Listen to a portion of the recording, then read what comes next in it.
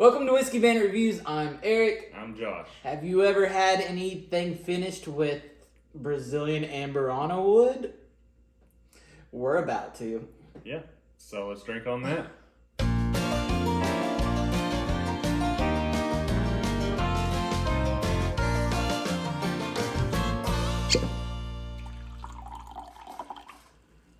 All right, Josh, so we have the RD1 distillery, one that we're kind of turned on to at the moment, right? Yeah. We fairly recently went up and, they kind of got a pretty small location in Lexington at the moment. Plans to expand, but kind of did the tasting there. Kind of got the experience of, what they're all about and everything. And then, it doesn't hurt anything that part owned by our head football coach at the University of Kentucky there. So, supporting our coach, getting some quality products. Yeah, so I think he became maybe the majority, I don't know if he's a majority owner or not, but he's got a pretty large chunk in it, and it was originally the William Tarr distillery, and they have changed it to RD1, registered distillery 1, so they say, and they are number 1 in the state. Yeah, and I think probably their flagship thing is their small batch, which it looks exactly like this, but with a blue label. This is that small batch, but with a twist. Yeah. This is kind of part of the process that they walked us through when they were up there. They have a pretty unique process to doing this finish. They kind of have these wood chips, and they're all linked together on this pretty long wire. They kind of just drop that into the barrel to do some finishing. That allows it to still be called a bourbon because it's kind of along the same line as the Maker's 46. Yeah, it's pretty cool to see that thing that the length of the wood chips instead of them putting staves or anything like that into it. Yeah, that was cool because it was just it was linked to a bung. It was all this Amburana wood, like you said, on the chain, and they just replaced the bung and put that bung in there to. I'm not sure how long they do that because, like you said, the Maker's 46. I think that's a very short time frame. Yeah.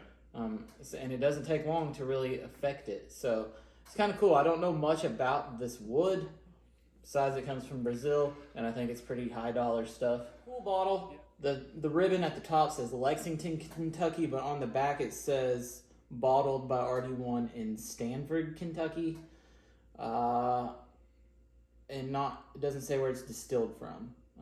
So take for that what you will. Yeah, and I don't think that they said that either on the tour when we were up there. No. My understanding with their new location, they intend to distill I think it's their own product. I think it's going to really consolidate their whole process into kind of the same building. Yeah. Oh, maybe I should not do that. All right. All right. So big old cork on this thing. I like that. That was a nice pop. Yeah, I really like the lid on that. Yeah. Got a bit of lip on the top there. I can be hit and miss with that. Sometimes it makes it hard to pour. Yeah, like the Rock Hill Farm one, it's so big that it makes it difficult to pour. I think that kind of eases it a bit down into the glass. Now that is a nose. Oh my goodness. That's unbelievable.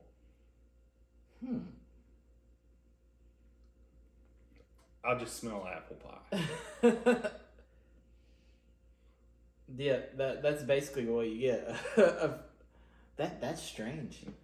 Not bad, but different. That is like a fresh, out of the oven apple pie sitting on a window sill kind of thing going there.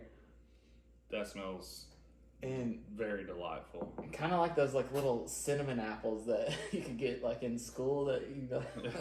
Very heavy on the cinnamon. Mm-hmm. You get a touch of like the oak in there. On the side of like baking spices type of thing. Yeah, definitely. A bit of nutmeg maybe. Yeah. It literally tastes like you could just get some ice cream and eat that with this bourbon. Just have your apple pie and some ice cream with it. Yeah, this is definitely apple pie over some vanilla ice cream, with like some brown sugar and a little bit of extra cinnamon sprinkled on top. Yeah. It's kind of what this is smelling like. Maybe a little bit of like caramel sauce or something. Mm-hmm. Anyway, I don't know how much more we can say. It smells like apple pie. So. Yeah, let's get in and try it.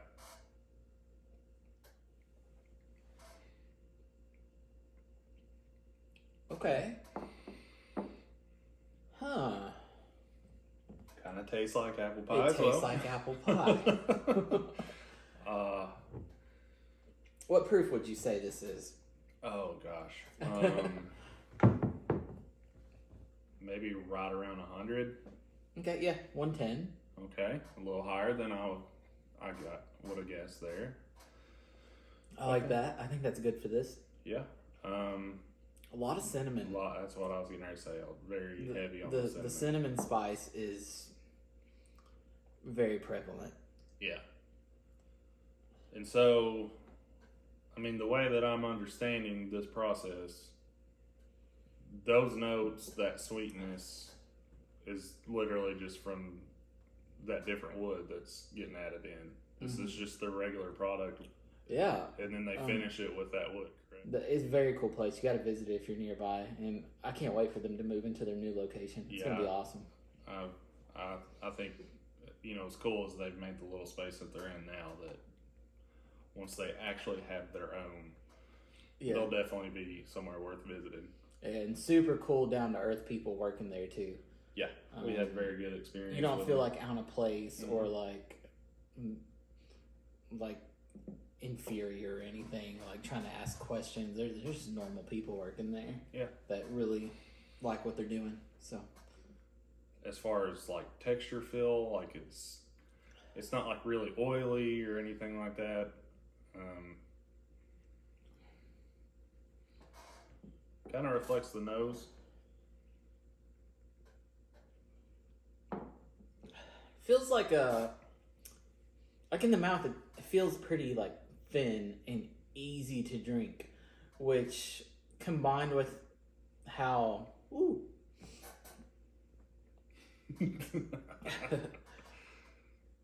how like powerful and the nose and just the flavors are, it's a good combination for it to be like to feel a bit lighter as you drink it, but hanging around for a little bit. Yeah, I like that. Stays pretty warm. You can tell it's up there around that 110 mark, which is probably good. I think that's probably where it needs to be. Yeah, I think that's a good landing spot on the proof for it. Yeah. Landing spot for me on this is kind of difficult. Same. I almost feel like it needs its own class. Yeah, it's bourbon, but it's that finish makes it so different. It almost tastes like one of the things you buy at the store that has like an additive in it. And the fact that they were able to achieve that with just adding some wood into it, that's pretty remarkable. Yeah. Because I like the Maker's 46, but it's not like this much different from regular Makers as this is from their small batch. Like, this is crazy. Yeah, it really is. It's one a good crazy. Yeah. I don't know if that's a good thing or not. maybe shouldn't. We may be a little off on this one. I think it's really good. And like, I don't want to say anything bad about it because there's nothing bad to say. I think they perfectly achieved what they were trying to do. And that's why I'm kind of thinking the way that I'm thinking on it. Mm-hmm. It might not necessarily reflect my personal palate in my score, but the fact that they did what they did exactly how they wanted to do it, and it came out just so unique. Yeah, I'm sure if they haven't already at the time of filming this, like they're gonna win all kinds of awards for this, and probably and deservingly so. I think this is one of the most unique products that I've ever had. You might kill me on this, but I'm at an 8.1. Okay. 8.1. Okay. You might kill me on this, and this is why I wanted you to go first. I am doing a rookie score. I can't help it. 8.0. Okay, I'm higher than you. Yeah. Wow. My thought is on it, I had to at least give it an 8.0 Yes. to get to that. You got to go get it and try it. That was my thought too. I just didn't want to give a rookie score. Well, I couldn't help it. I really kind of went back and forth on it. But at the end, I think it's fair. Yeah. 8.05. Yeah. That's a very cool product. I mean, it really is. It's not really my cup of tea. To be honest, I don't really, like you said, it almost tastes like it's got like flavoring or something to it. Like it's really that sweet. Which is amazing that they've achieved that exactly. without adding anything. Exactly. That's really why, like I was saying earlier, I wanted to give it bonus points for what it did. Like, I absolutely think that if you are a whiskey drinker, a bourbon drinker, and you got a bit of a collection going, this has to be in it. This has to be something that you have in your collection because it is so unique and it's just good. Yeah. That's all I got. I think that's about all I have for it. That wraps it up. It's good stuff. Definitely check it out. Yeah. If you've had it, let us know. Absolutely. I'd love for you guys to go out and try to find some of it and give it a shot. See what you guys think too. So. Yeah, for sure. And if you've not had it yet and you've watched this video to this point, go find this and come back and tell us what you think. Yeah. Because I'm telling you, it will be worth it. If not, write Josh a letter and he'll repay you for it. Yeah. We will not. That's not going to happen. So. But yeah, definitely check it out, and we'll catch you on the next video. All right, see you guys.